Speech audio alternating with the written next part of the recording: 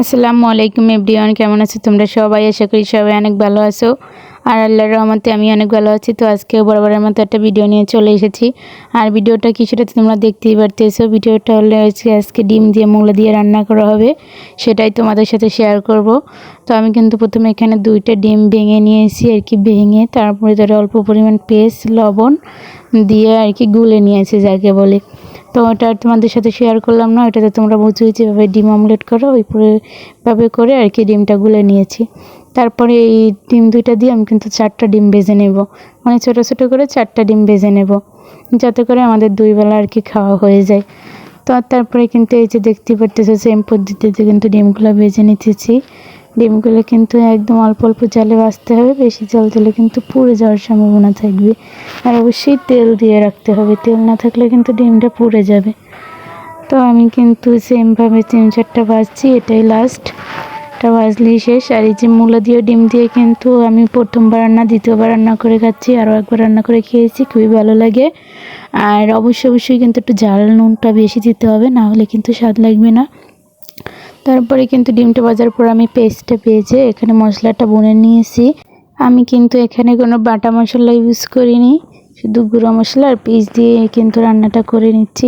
তারপর মূলাগুলো দিয়ে খুব ভালোভাবে বুনে নিতে হবে। আর এই যে মূলাটা কিন্তু আমার কাছে অসাধারণ লাগে খেতে, কার কাছে কেমন লাগে জানি না, অনেকেই মূলা আবার খায় না, তারা নাকি বলে মূলা গন্ধ বলে এই সেই, কিন্তু আমার কাছে যতক্ষণ নতুন মূলাটা উঠে এই যে এখন খুবই ভালো লাগে, কিন্তু লাস্টের দিকে ভালো লাগে না, লাস্টের দিকে একটু অন্ধকার, ঠিক আছে বুড়ো হয়ে গেল এটা আর কি মূলা, কিন্তু এখন কচি কচি মূলা আমার কাছে খুবই ভালো লাগে মূলা শালগম খেতে। তারপর আমি এখানে কিছু টমেটো কেটে রেখেছিলাম, সেই টমেটোগুলো দিয়ে দিয়েছি। আর তারপর আমার ডিমগুলো দিয়ে বসিয়ে আমি একটা ঢাকনা দিয়ে ডেকে দেব। আর এই যে দেখো কিছুক্ষণ পর ফিরে আসলাম, এখন কিন্তু ধনেপাতা দিয়ে দিলাম, ধনেপাতাগুলো দিয়ে আবার আমি একটা ঢাকনা দিয়ে ডেকে দেব। আর ওয়েট করব আর কি হওয়ার জন্য তরকারিটা। আসলে ডিম দিয়ে কিন্তু আমি সব সবজি রান্না করে খাই, আমার কাছে ভালোই লাগে। আর আমি হলে যেখানে থাকি এখানে সচরাচর চিংড়ি মাছ পাওয়া যায় না, তো চিংড়ি মাছ না থাকার কারণে আমি ডিমটা দিয়েই সব সবজিটা আমার খাওয়া পড়ে, তো ভালোই লাগে আমার কাছে, কিন্তু খারাপ লাগে না। আর এই যে কিছুক্ষণ পর আবারও ফিরে এলাম, এ পর্যায়ে কিন্তু আমার ডিমের তরকারিটা একদম হয়ে এসেছে। এই যে দেখো জলটা প্রায় টেনে এসেছে, আমি তরকারিটা একদম ভাজা ভাজা করবো, কারণ ডিমের তরকারি এত জোর রাখার কোনো প্রয়োজন নেই। আর তাছাড়া আমি ডাল রান্না করেছি, তাই আর কোনো জোর রাখবো না, একদম ভাজা ভাজা করে নেব।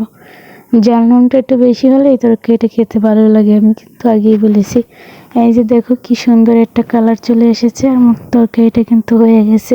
কেমন হয়েছে আজকের রেসিপিটি অবশ্যই কমেন্টে বলে যেও।